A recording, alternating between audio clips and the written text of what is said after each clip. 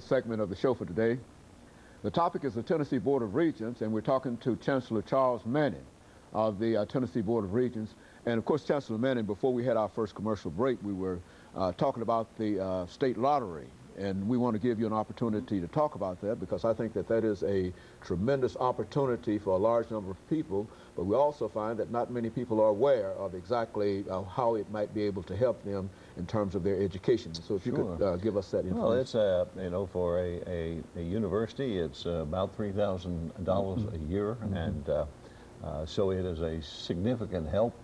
It is, by no means covers all room and board and tuition, but it's a very significant help for people to go to college. Now, it's not for everyone. It's you've got to have a B average beginning next fall, and you've got to have to maintain that average. And I guess one thing I'd emphasize with your audience is you add up 4 or 5 years of education at $3,000 a year, and that's a lot of money. A significant amount of money. So it's terribly important to maintain that B average and not lose this, because once you've lost it, it's gone. And there are a number of strategies that you I ended up in chemistry. Not everybody finds math and science easy. I had a harder time with history. Probably that's why I moved out of history. One strategy is, if you're on the edge, make sure you're taking things that you really like, enjoy, and know. You've got to make sure you maintain 12 hours to have a full-time load as you're doing this. And another strategy I'd mention is that there is, if you're right on the edge, there's quite a bit more personal attention in a community college, and there is an option. You can transfer back and forth. University, community college don't get as much money, but relative to its cost, you do.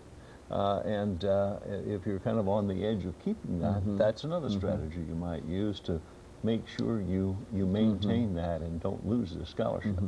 So as you say, it really amounts to a significant amount of money when you add the multiple years to actually get your degree. What I think one of the things that many students probably don't understand is that it's good to major in whatever.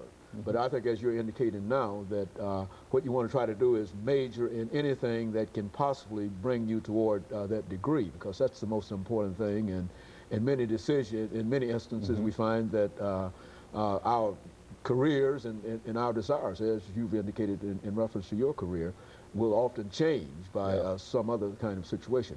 But it is an opportunity, you're saying. It very much is an opportunity, and sort of picking up what you say, even without the scholarship, somebody who really wants to go to college, they can.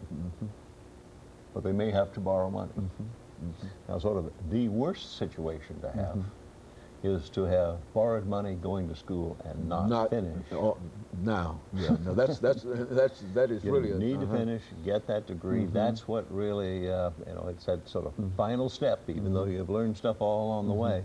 When it's all packaged together and agreed, that's what gets you in the door of a company, and that's what helps you get a job that pays better.